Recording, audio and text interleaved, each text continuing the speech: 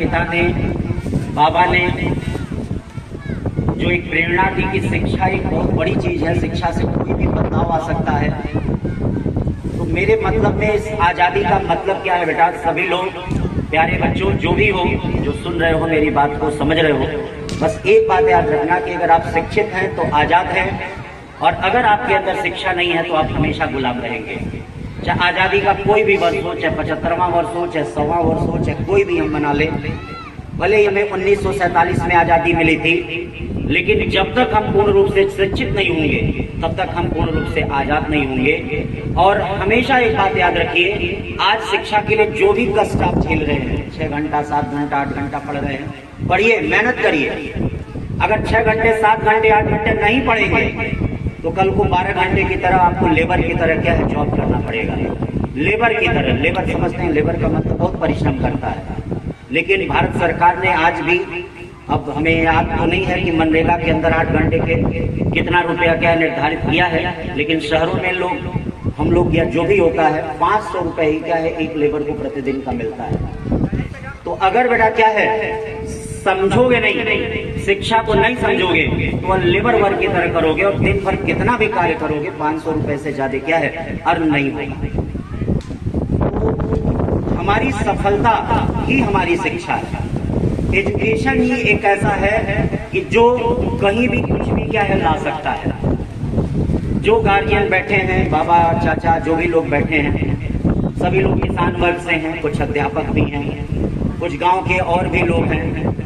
मैं सभी लोग से ही प्रार्थना करूंगा कि आप भले ही क्या है अपने आप अशिक्षित रहे हो, लेकिन अपने बच्चों को जरूर शिक्षा दीजिए, किसी न किसी तरह से शिक्षा दीजिए। और एक आज शिक्षा ही है, आज हमारे पिता ने, आज हमारे बाबा ने अगर हमको इस गांव से नहीं ले गए होते बाबा जी, तो शायद क्या है आज हमें कोई सुनता नहीं। और एक शिक्षा ही है जो आज हमको सुनने के लिए क्या है, या यहाँ पे क्या है सब लोग क्या बैठे हुए हैं। तो मैं सभी लोगों से कहूंगा कि कुछ भी हो, कोई भी हो, शिक्षा का मतलब जॉब नहीं होता, शिक्षा का मतलब सरकारी नौकरी नहीं होता है। जैसे हमारे चांद में क्या है, हमारे गांव क्षेत्र में, हमारे हर जगह एक ये होती है, सबकी एक पीड़ा होती है, शिक्षा का मतलब क्या, सरकारी नौकरी। अगर शिक्षा का मतलब नौकरी होगा और शिक्षा का मतलब सरकारी नौकरी होगा, कोई भी नौकरी अगर होगा तो समझ लीजिए शिक्षा का कोई मतलब नहीं है। शिक्षा अपने आप में ही एक पूजा है, शिक्षा अपने आप में ही कर्म है, शिक्षा अपने आप में एक बहुत बड़ा धर्म है। और अगर शिक्षा है तो सब कुछ है।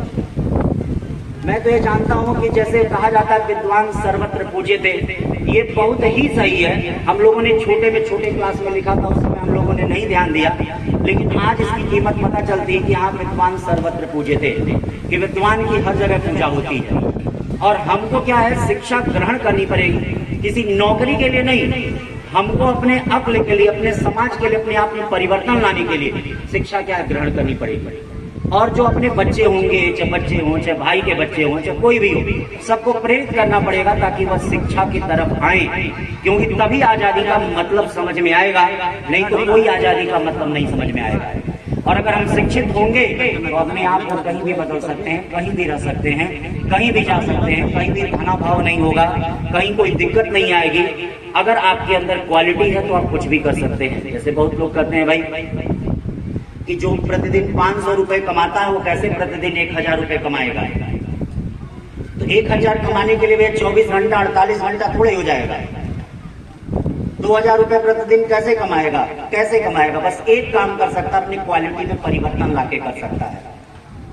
अगर वह क्वालिटी में परिवर्तन लाता, अपनी क्वालिटी में कोई चेंज लाता है, अपनी क्वालिटी को बढ़ाता है, चाहे शिक्षा है, चलिए मान लीजिए हम लोग शिक्षक हैं, मैं पढ़ाता हूं, अगर मैं अपनी क्वालिटी में आज भी मैं 2 घंटा 4 घंटा पढ़ता हूं, अगर ना पढ़ूं तो क्या है, अगले दिन क्लास में जैसा लगता है कि पैर क्या है लड़खड़ाता है। तो अगर शिक्षक है तो वह प्रतिदिन क्या है अपनी शिक्षा को क्या है बढ़ाए, छात्र है तो अपने प्रतिदिन अपनी शिक्षा को बढ़ाए। और अगर क्वालिटी को बढ़ाएगा तो पैसा अपने आप क्या है बढ़ता है। जहां से क्वालिटी जब बढ़ना शुरू हो जाती है, जिस फील्ड में भी है, अगर आपकी क्वालिटी बढ़ती है तो इनकम आपका क्या है बढ़ना शुरू हो जाता है। जब आप किसी भी फील्ड में, जहां क्वालिटी बढ़ेगी वहां पैसा बढ़ना शुरू होगा। और एक बात सभी लोग हमेशा ध्यान दें, शिक्षा हमेशा कंजर्व रहती है। कंजर्व का मतलब संचित रहती है, वह किसी न किसी रूप में क्या है वह आती है। जैसे आप मान लीजिए यहाँ पे शिक्षा ग्रहण कर रहे हैं, सोच रहे होंगे कि ये किस काम की है, लेकिन वो किसी न किसी रूप में आएगी। आप बस इसको ग्रहण करिए। ये मत सोचिए कि हम क्या बनेंगे, डॉक्टर बनेंगे कि इंजीनियर बनेंगे, ITS बनेंगे, IAS बनेंगे, IPS बनेंगे। भाई खुश तो कोई नहीं है। बहुत बड़े बड़े IAS अपनी जॉब छोड़ दे रहे हैं, बहुत बड़े बड़े नेता है, मंत्री अपनी जॉब छोड़कर क्या है, हरे रामा हरे कृष्णा कर रहे हैं, मथुरा में चले जाइए। तो खुशी का तो कोई क्या है, प्रश्न ही नहीं कहीं है कि कौन खुश है। खुशी का तो क्या है, कोई लक्ष्य ही नहीं, खुशी का कोई जगह ही नहीं है। आत्म संतुष्टि का तो कोई कुछ मायने ही नहीं रखता है। आप ये मत सोचिए कि क्या है, जो बच्चे बैठे हैं कि भैया मैं बहुत बड़ा सिपाही बनूंगा, मैं बहुत बड़ा कलेक्टर बनूंगा, मैं बहुत बड़ा IAS बनूंगा, मैं बड़ा IPS बनूंगा। ये कौन, कोई नहीं जानता है। भाई इतिहास गवाह है कि बहुत लोग हैं, सोच कुछ रहे हैं, बन कुछ रहे हैं। भाई बहुत ऐसे लोग हैं कि भाई आज मंत्री हैं, आज नेता हैं। भाई जैसे हम लोग गोरखपुर के क्षेत्र से हैं, भाई वहां पे पहले विधायक जी थे, पहले डॉक्टर हुए, बाद में विधायक हो गए, आज तो राज्यसभा सदस्य हैं। कभी उन्होंने बचपन में सोचा नहीं होगा कि वह राज्यसभा सदस्य बनेंगे, लेकिन पता नहीं जिंदगी कहाँ किधर की तरफ ले जाएगी, कोई जानता नहीं है। कभी नहीं सोचे होंगे वो दिल्ली के मुख्यमंत्री हैं, कभी सोचे नहीं होंगे कि मुख्यमंत्री बने।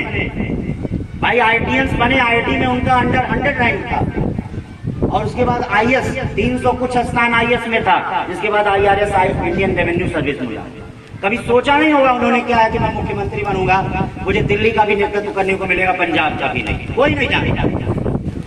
लेकिन हाँ, अगर आपके पास शिक्षा है तो आप कुछ भी कर सकते हैं, और कुछ नहीं। मैं जानता हूं, मैं बहुत ऐसे लोगों को देखा हूं